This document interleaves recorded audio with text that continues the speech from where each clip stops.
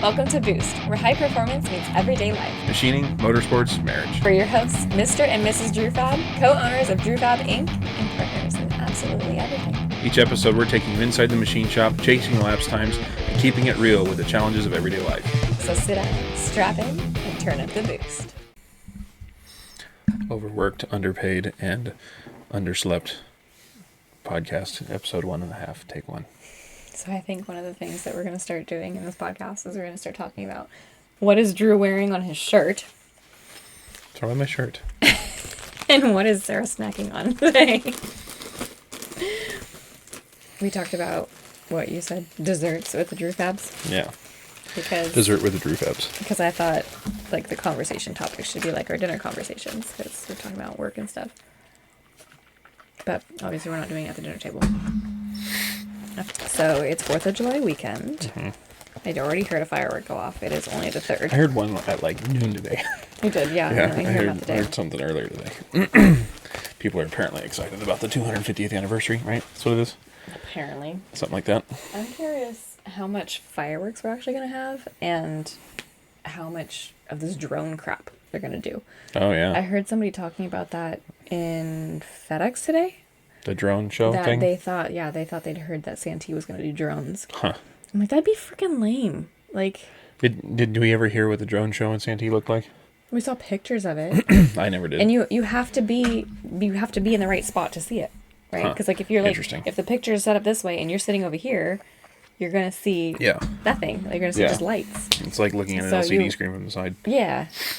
So that's what I heard, because I heard, like, I think my aunt was trying to watch it from, like, the parking lot or something, and they couldn't tell what anything was because they were from the side. Huh. But I don't know. I think part of the fun of the fireworks is feeling the boom. Yeah.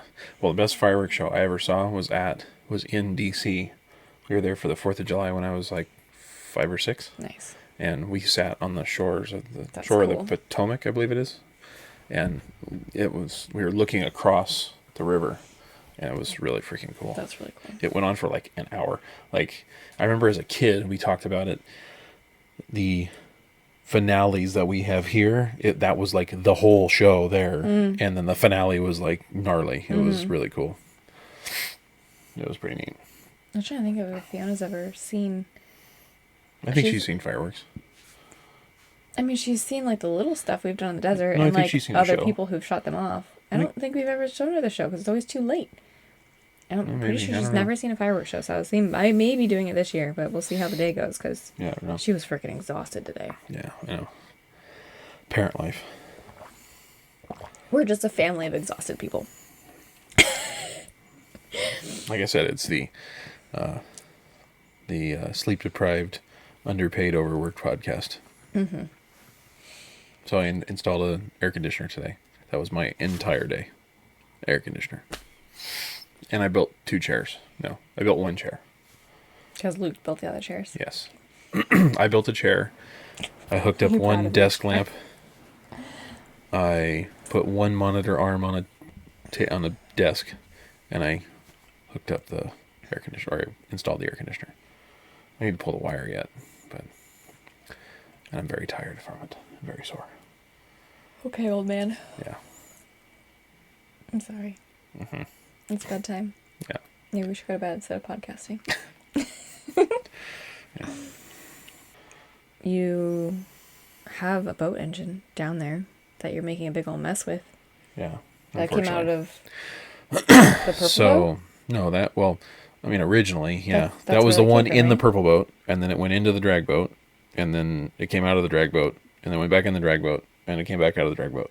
Yes, there was lots of engine swaps. It was hard to keep track of all of our recordings of engine swaps because it happened too many times. So that engine was in the purple boat. I built that. So when I bought the purple boat back in 2015 or 16 or whatever the hell it was, I got literally an hour of drive time in the boat before it threw a rod out of the engine.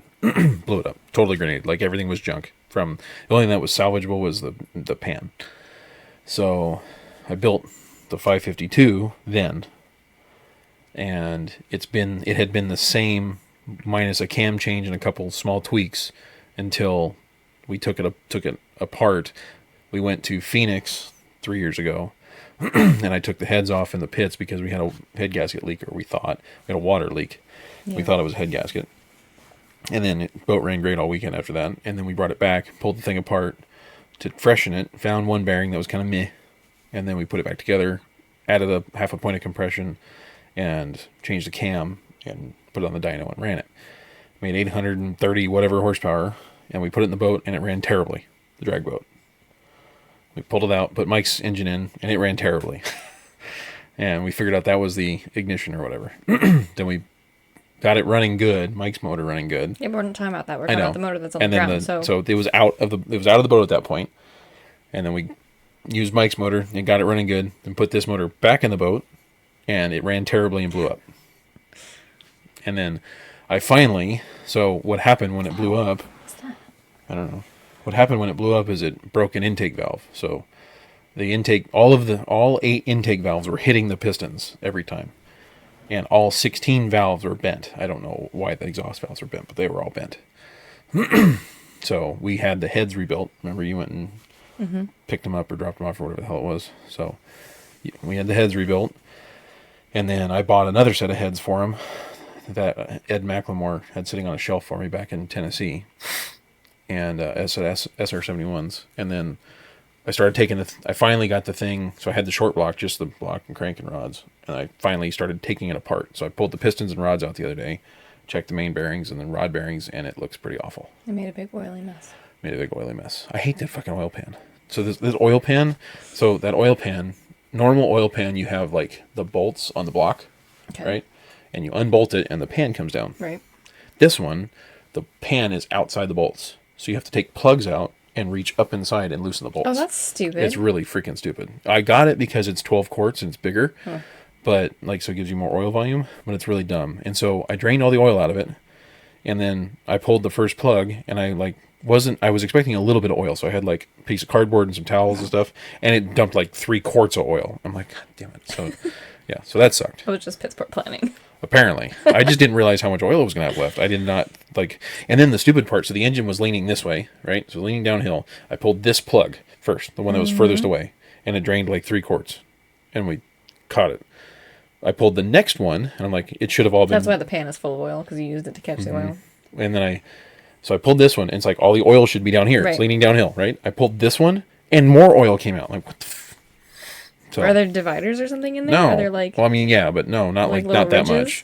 There's doors and things in it, but not like that. So speaking of weird, I guess not fuel, but oil, so my car, right? So the other day when it wouldn't start, it said I was on the hill. It said it had 11 miles to empty. I got it off the hill, and I started driving into the gas station. By the time I got to the gas station, it said 4 miles to empty.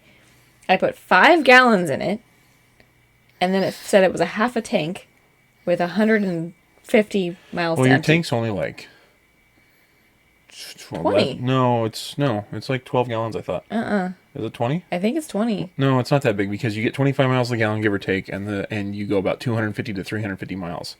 So that's like a 12-gallon tank. Really? I thought it was more than that. I don't think so. Okay.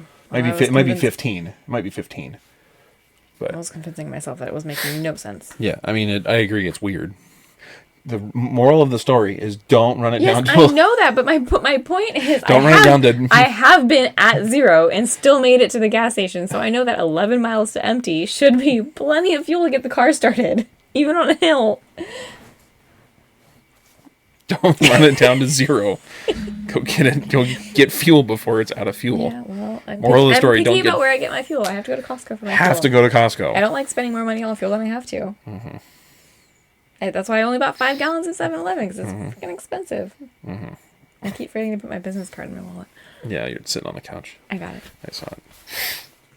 Anyways, engines. So the goal is to get that engine cleaned up, fixed up, and put it back into the drag boat and run it in the drag boat, which was the original plan. Correct. From the very beginning, and get Mike his motor back. No, this is Jimmy's motor. Jimmy his motor back. That's right. We already gave Mike his back. Right. So I got... And then you need to do something to put the purple boat back together. Well, I have the 514 for that. So here's the plan. We have a boat for sale. Does anybody want a boat? It's not for sale yet. I need to put it together. And we honestly, I bug you about getting rid of it, but I will be sad when it's gone. Yeah, because it was the first boat. It's got my name on it. Yeah. We could keep it. You put my name on it before we were even, like, engaged. I know. I'd be totally happy keeping it. I'm sure you would. I love that boat. That is one of the nicest driving boats then leave it at the river on house. the planet. You can have it and leave it at the river house. Okay. So I have the 514 for it. But you need to get rid of Kirby's boat. My boat. No, Kirby. Okay, so the purple one will be my boat then. Okay, Kirby needs to get rid of his boat. Kirby is a friend of mine. His name is Chris Kirby. He's a VP for Axon. He's a big wig. That's totally relevant. But he bought this boat, and I built it for him, I don't know, what 10 years ago now? A long time ago. And it sits at our river house, and Kirby never comes to the river house to use his boat. And then so he's told Sarah that it's her boat. That I need to drive it. Yes. Yeah. So, but the plan for the Ford, so we have... I drove it even when he was at the river. I know. He didn't like driving it. Anybody else in the driver's seat. He's funny about it. So the plan for the Ford 552 is, so I have a set of SR71 Kazi heads for it that I bought. And I just bought a Mafia manifold for it, which is a Dominator manifold. So I'm going to switch those heads, put those heads on it. I got to talk to Ed about the cam. The top end that came off the 552, I am going to... keep talking about that. I'll be right back. You do not. I have underwear on, just not pants. So... the cylinder heads I bought, the ones that have been sitting in the boxes by the door forever. Yes. So those are going on the 552, the race motor, but they need a bunch of work. They need seats and guides and a whole bunch of shit. The heads that were on the race motor, I have that engine sitting up in the loft. That's the 514 that I keep referring to. It's complete. It's assembled. It's complete. It runs. But it needs piston rings. It's got one dead hole or semi-dead hole. So I'm going to pull the pistons out. I have the rings for it. Put new rings on it. And then I'll put the heads and intake manifold off of the race motor on that. And the carburetor, because that will make like 700-ish horsepower. And then we'll put that in the purple boat. I'm glad you have a plan. But the drag boat... There's always tons of moving parts, isn't there? Yes. The Ford for the drag boat will make about 1,000 horsepower when we're done, according to Ed. We may have to change the cam, but it'll make about 1,000. And it should be able to withstand about a 400 shot of nitrous. Is that what the current motor in it is at 1,000? 1,000-ish, yeah. 950 to 1050, somewhere in that ballpark, yeah. It depends on the day. Run the zoomies?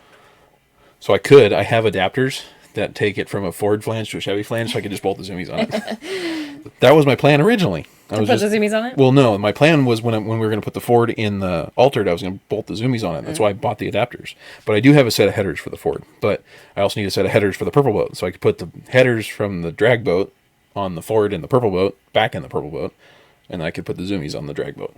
You need more time. And money. And sanity. Less projects, maybe. That's why I don't like these big... The nice thing with boats are super freaking easy to build. Like, I design the motor plates in CAD, we have them water jet cut, we machine them, we install the entire engine. Mm-hmm. The jet drive, I built it on a bench, we bolt it in. Like, it's way easier than doing a car. Yeah, the purple boat needs like wiring and some other stuff done, but like, it's so much easier than what you would do in a car.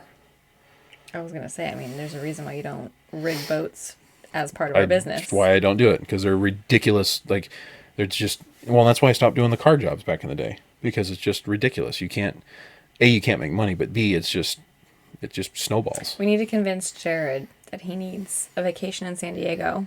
Phillips? Uh-huh. Mm-hmm. And you can just come out here, Jared, and work on things. Yeah. You want to come rig my boat? We'll put you up. You can go to the beach, and then you can rig a boat. Yeah. You can rig the purple boat for me. It needs so much work, though. Like, it needs new carpet. It needs new wiring. It needs new cages.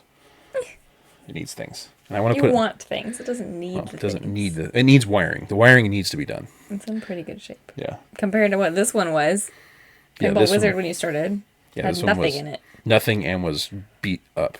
The gel coat and everything on the purple boat looks really nice. Mm-hmm. It needs a little bit of clear done. We need to do some clear work on it, but it's fine. It's purple, like True Fat purple. Mm-hmm. Well, that was the reason why everything is purple and white. Is that where the purple came from? Purple and white started there. Mm-hmm. Yeah, I guess everything else was blue before that, or primer. Yeah, or I mean, the original colors of the original business card were black and. Oh my God! So your dad tried to take those to the boat show? So I have this drawer in the Why? shop. I have this drawer in the shop that I have labeled. We'll have to show you guys these I have business labeled cards. business cards, and I had found those, the old and original cards, and I just saved them because memories, Nostalgia. like comparing like how the business has grown and changed. And so I just didn't even watch it. I told him, "Oh yeah, he said he needed business cards." I'm like, "They're in that drawer over there." And then I see him clipping them to whatever he's taking, and I'm like, "What are you doing with those cards?"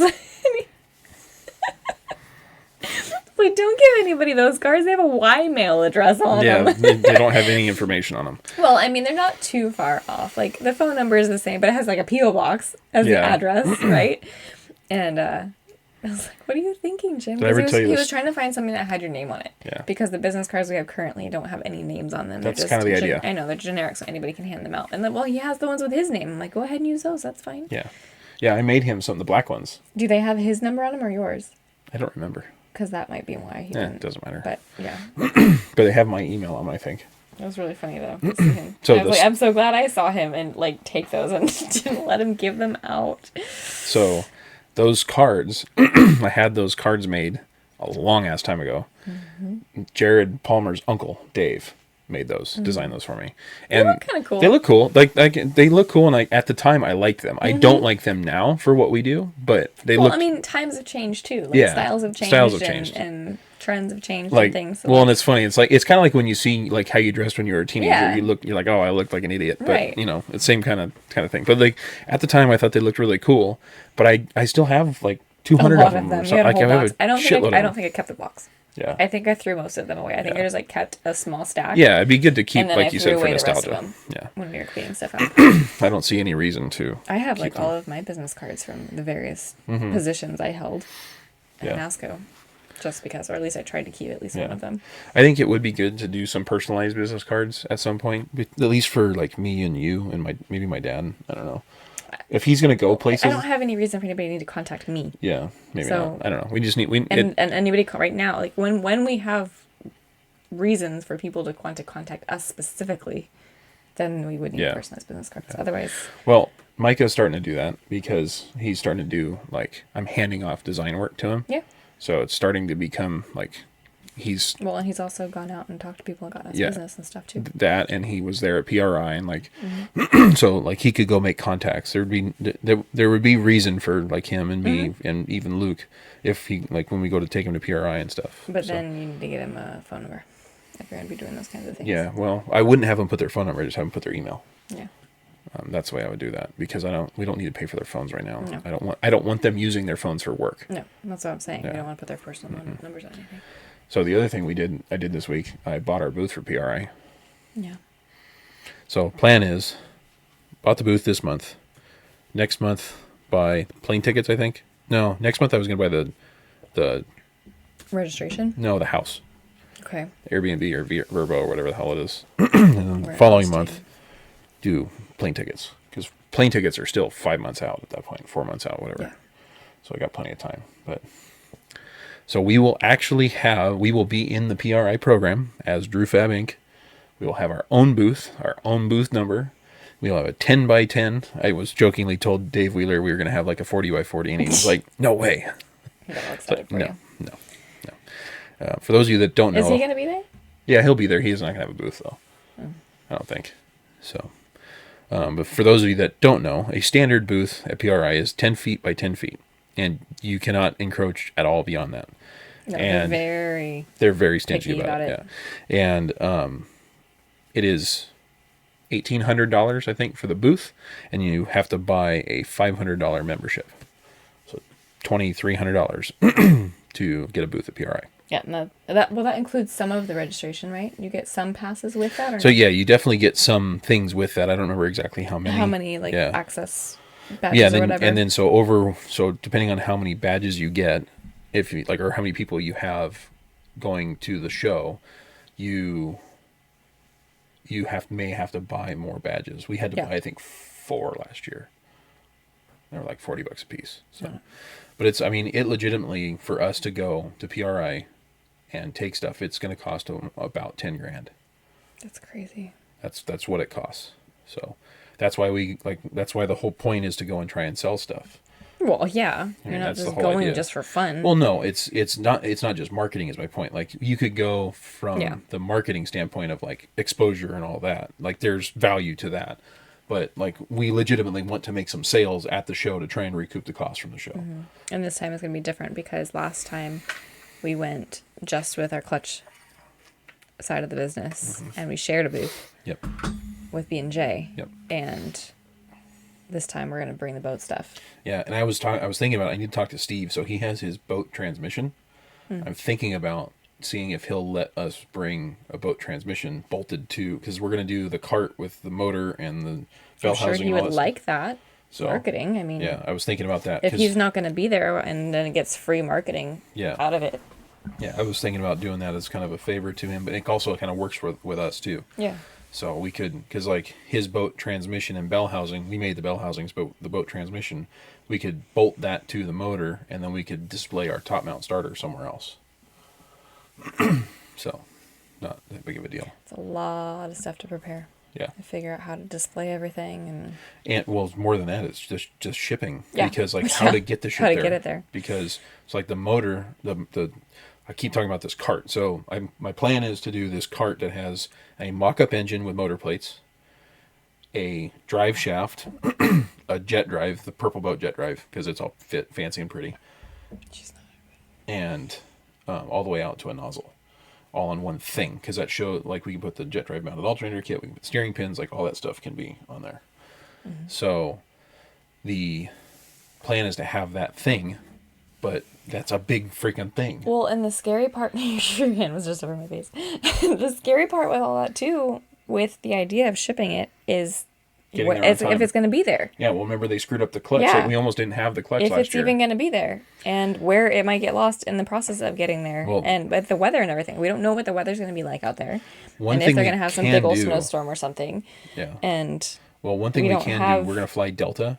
So Delta has their cargo portion. You can do Delta Cargo. So we can go and ship like a couple things Delta Cargo, and it'll arrive when we arrive. Yeah. Basically. So. And then you got to figure out how to fit all of you people in a car and all the stuff in the car. Well, yeah, but we're not taking everybody this time. So it's going to be, plan at this point is me, my dad, Luke, Micah, and Philip. So 5 of us. And Phil's flying separate. Yep. Oops. And Phil's flying separate. So Phil will fly in. I'll probably fly him in like Thursday, because he'll be able to fly in and get there in the morning. But the rest of us, did she reappear? I saw movement. She reappeared. So the rest of us, though, will be there. Me and my dad at least have to be there Tuesday.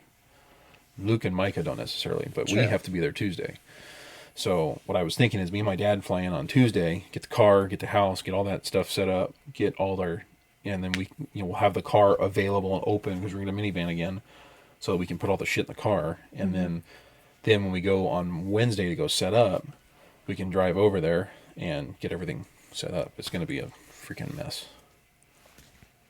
It's going to be a lot of freaking work. It's going to be a big learning curve. My plan is to make everything either a cart or a hand truck, basically. Like, it won't be a hand truck, but it'll be like a hand truck, where it's got wheels and it rolls. Like, everything will roll in and then just be set up. It's not going to be, we're not going to be building shit on site. We're not going to be doing any of that. Yeah.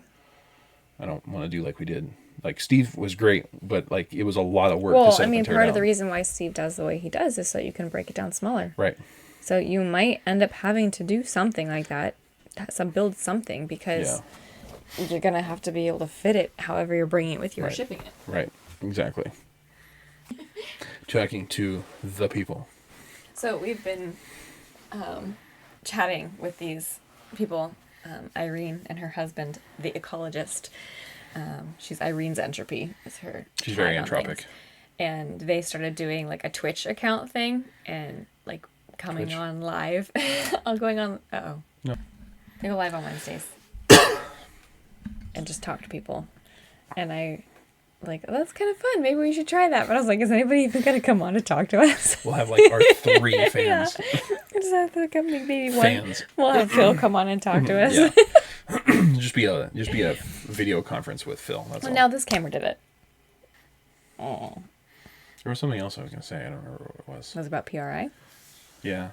Oh, so the jet drive that I want to put on that cart is the jet drive out of the purple boat. So we can't put the purple boat together until after PRI. You were supposed to fucking sell that thing this year. I know, but I need it now for PRI. For the record, I don't ask him to sell many things. Like, he has this really nice F-100 truck that I won't let him sell. He's, like, talked about it, and I'm like, no, you can't sell that. But you don't need 3 frickin' boats. I don't want to sell it, the F-100. It just makes me sad that it sits so much. Yeah, well, fix the battery in it. Let's take it out. Well, the battery was only part of the problem. The other part of the problem was it got blocked in. That's so hard to fix. Yeah. That's actually harder to fix than the battery. Yeah, I need to put a battery in it, yes. Hard to fix. I need to put a battery in it, yes. I know. I'm aware. I was telling you we should have driven it the other night. I know. I thought about it. I'd really like to. Because you haven't fixed it. We need to. Too many things to do. Not enough time. Well, maybe that should be the name of the podcast. Too much to do. Not enough time to do it. Mm-hmm. Mm-hmm. Without the it at the end. Without the do it at the end. Mm-hmm. Just do it. But yeah. I'm not branded Nike. So but that purple jet drive that we carry around in the race trailer is the one for the purple boat. That's hence why it's purple. Yes. So. Okay. So it needs to go back in the purple boat at some point. Yes, I understand that. But in order to do that, I need it to not be used at PRI. I'll have to get another drive. My plan was to buy a new Dominator bowl and housing and stuff, and we can modify it. Because the reason it matters to the people is it's all machined with all of our stuff. So it's all scallop cut and looks bitchin'. It's purple powder coated in this like candy metal flake purple. It's really pretty. And then the suction and the bowl and the snoot and everything are all matched, machined to match. So it's all double drilled and O-ringed and the whole 9 yards. It shows all the stuff that we do. So it's been a long time since you've done a bowl, hasn't it? We're doing one right now. Are you? Mm-hmm. We've got one. I guess there's been a lot of jet drive parts just in there. I haven't been paying attention to what's happening with all of them. Yeah, so I just feel like I haven't packed one in a while. We haven't done a full lightweight in a while. We did a couple bowls, like only the bowls or only the droops or the droop in the bowl, things like that, or double drilled and double drilled and O-ring, not lightweight and whatever. But lightweight is the same thing as scalp cutting them, taking weight out of the bowl. But we have one in there right now. We're scallop cutting everything from suction and snoot, and I need the horizontal to do it, and the freaking horizontal doesn't work. So that's fantastic. I may be able to do it on the lathe. Surprisingly, that sounds really dumb, but I think I could do it on the lathe if I tried hard enough. I don't think anything sounds dumb. I mean, it sounds dumb because it's a lathe and I'm doing milling work. Okay, yeah, but you have to improvise, right? And I'm sure they're not the first person to do dumb things. Different work on different machines. Yeah, the horizontal is not that far off from being operable. It's very close, and actually, I think right now technically I could make it work because the machine runs. It's just the APC that's screwed up. So what I would have to do is rehome the APC with the open pallet in the machine, and then stuff the suction housing in there, and I could run it. So that may be what I'll end up doing, but that'll be the first part that we run on that machine. But I have 3 suctions that I'm going to use as tests. I have one that's trash. I have 2 that are trash. I have 2 that are trash, actually, I think. I have at least one that's like known trash. And then I have one that I think is also trash. And then I have one that I screwed up. And made into trash? It's not trash. It just needs to be fixed. No, I tried to make it into trash. But one that I screwed up, it's a Dominator. It's a nice housing. And then I have the customers. And I also have another one that I wanted to cut because I just want to cut one and have it. So, yeah, there's that. How long have we had the Haas now? 6 years. Actually, 2 months ago, as of 6 years. 6 years. It feels like forever ago. I don't know why, but when you were talking about the Kitamura, is that what you just said? Yeah. It just made me think of how when we first got the Haas. Yeah, because I was still working at NASCAR when we got that, huh? Because I read all of the freaking manuals and shit. Yeah. Because I was going to try and learn how to run it. Well, you did, to some extent. I mean... You can operate it. Yeah. You've operated every machine except for the Kitamura. But I don't think I got much of that out of the manuals. I got that just because, for one, common sense. And 2, machines are pretty easy. The machines I ran at work. Yeah. Well, and then I taught you the things you needed to know for our stuff. Like, they're The operating a machine and like changing parts is not tremendously. Which is why there's a difference between a machine operator. Yes. And someone who knows how to machine something. Yeah, like a machinist. Yeah, I'm not at all a machinist. I don't understand. No, it blows my mind, the amount of stuff that you know. Or at least you pretend to know. I mean, because I wouldn't know if you know it, but I mean, obviously it works. Just as far as like what tools to run and how fast to run them and when you need to use them and like how to run it efficiently and do which cuts and which operations and which order, and I'll figure it all in the program and then put the program into the machine and then make the machine actually do it and then set up the machine and like, and the fact that Micah is doing all of that now and Luke is getting to start doing all of that, like how quickly they're picking it up. And I guess, I mean, it makes sense. You spend enough time learning it. Yeah. It's not necessarily a difficult thing to learn. It's just a thing to learn. It just takes time. Well, and like, but it just feels like so much knowledge. It is.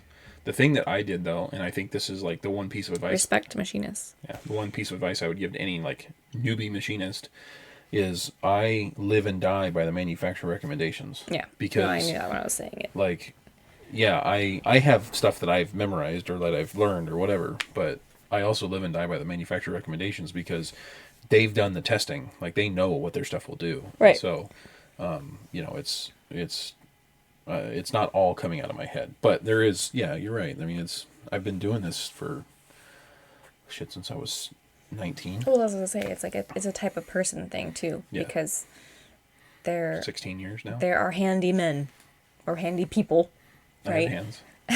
That just you're handsy.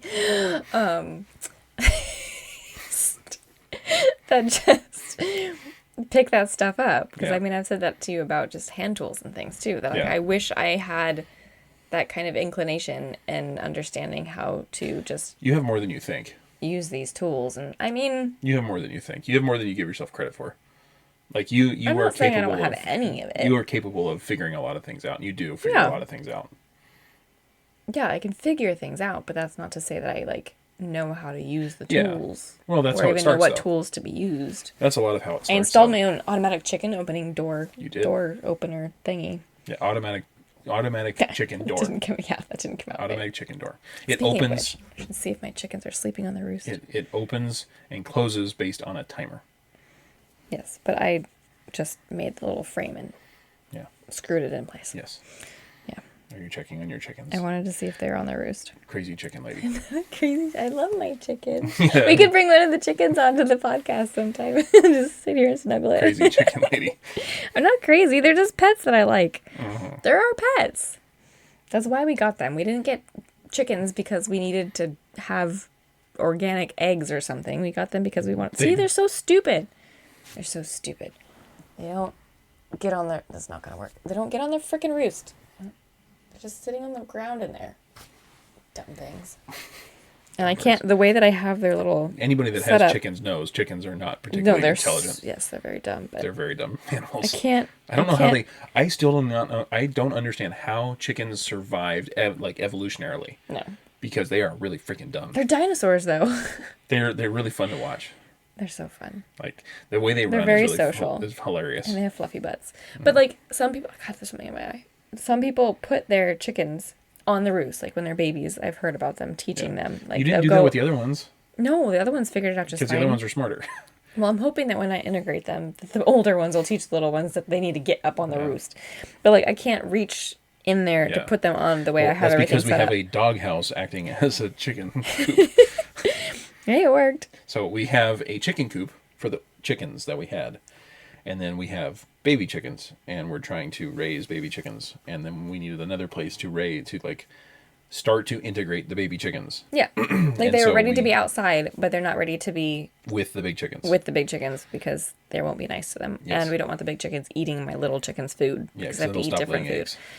Apparently, Facebook Messenger is suggesting that people call me a rock star, because it's the second person who's said that. Like, look... Because, see, it said the same exact thing. Weird. It's like a suggested response to my story. I hate social media. Rockstar. I don't feel like a rock star. I don't either.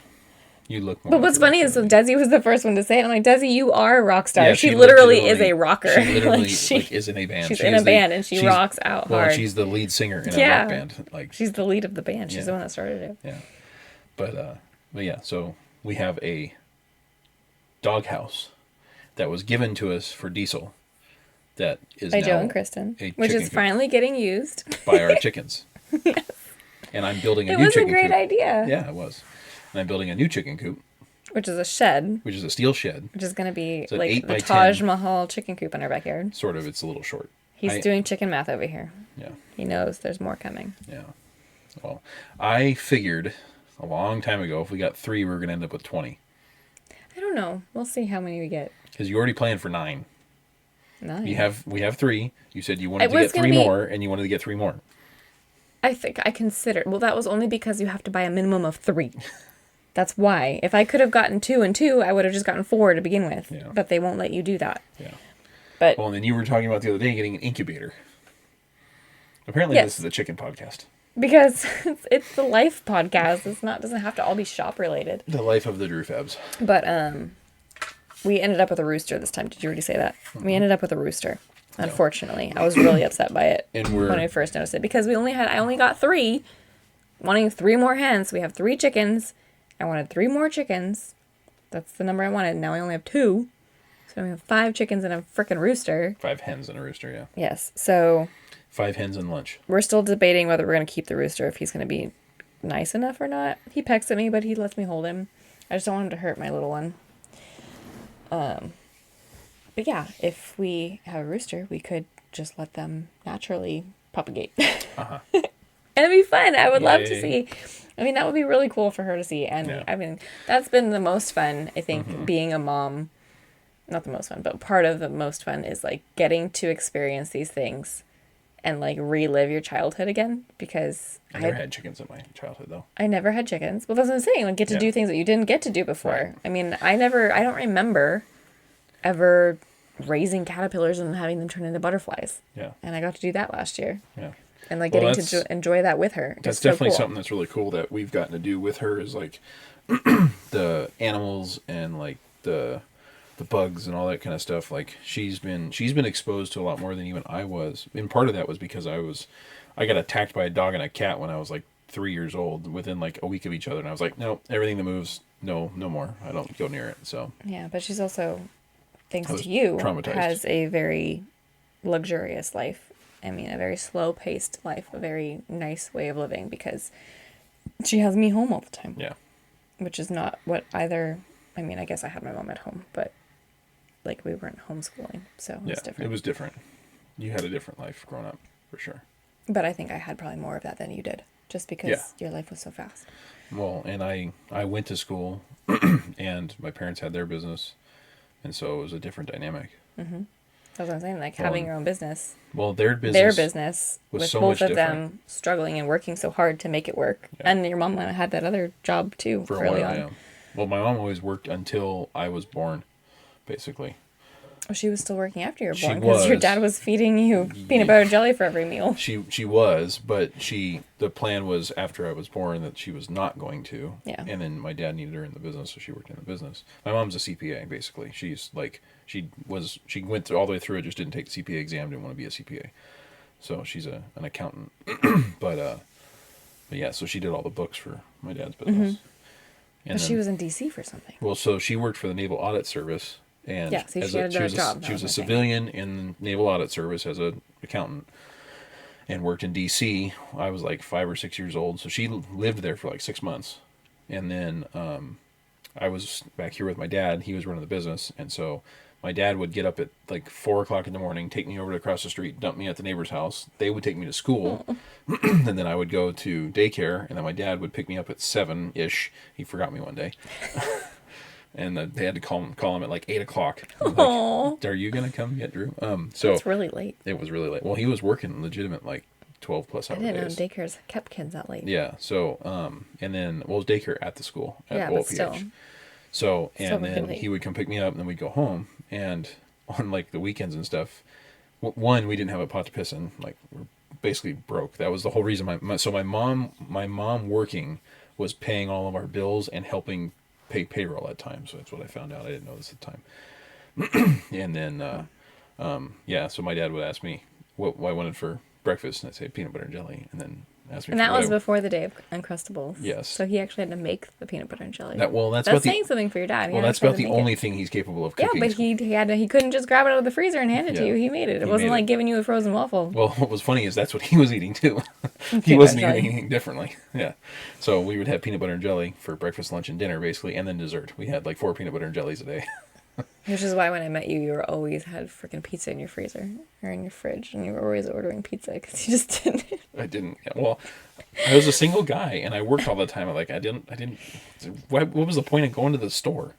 Why would I go to the grocery store and like? I didn't. You like cooking. Yeah, but I don't like cooking for myself. I don't like cooking for only me. I like cooking enough food for like 3 people. And are like 3 people. Uh-huh. All right, we've gone off on a crazy ass tangent now. I don't think we need to continue down our random memory lane. I was telling somebody about that time though where my mom was in DC. And me and my dad went to the track because that was really cool, and that's kind of relevant to like what we do. So my dad went to tell the story all the time. Yeah, well, we went to the racetrack. He had like $40 in his pocket. Last $40, entered the race, got us in the race, and then he won, and then won like $200 or $300, which was cool. And there's a picture of me and him standing in front of the in front of the race car in the trailer. Yeah, that he just shared that picture recently. Yeah, he did. Every year it pops up. Yeah. But I was like 5 or 6 years old. It was really cool. It was a lot of fun. I legitimately remember that day. I grew up so for those of you who are not local to San Diego that are into drag racing, Carlsbad Raceway was huge back in the day. And that's the track I grew up at. My dad would pull into the staging lanes like we have at Verona. Pull into the staging lanes, and then the way the lanes were at Carlsbad, so the track was this way, the lanes would come up this way. Mm-hmm. So he would pull up to the limit line and then kick me out, and I could walk from the staging lanes to the stands. Yeah, and then he'd make us pass, and you'd run off to meet him in the return lane. I waited till he staged. As soon as he staged, I would take off running. And then I would run down the racetrack, and I'd always try to beat him to the return road. And then I'd meet him in the return road. So we did that for a long time. It was pretty fun. But it was just, I was thinking about all of like you were talking about her life, how different her life is compared to mine when I was a kid, because, we've been very fortunate. I mean, we work really hard, but been very fortunate with what we have. And like even our business is in a much different position than my parents' business ever was at this time. So it's pretty interesting, especially for 2026. Not every parent, but I mean, most good parents want that for their children, right? Is a better life than they had. Yep. So my parents have been instrumental in helping me and us get everything going. I mean, my dad is the one that remodeled the freaking office. Mm-hmm. He, at 70 years old, he's 16, ripping up carpet, and he's 69 this year or 70 this year? I can't remember. Don't ask me. He's old. He's ancient. He's older than dirt. But yeah, he was ripping up the freaking carpet and repainting walls and texturing and doing sheetrock and all of the things, and he did a really good job. It looks really nice. I'm super excited about it. Hey guys, if you like that video, please make sure to like and subscribe. If you're on YouTube, make sure to select the little bell icon. That'll notify you whenever we release a new video.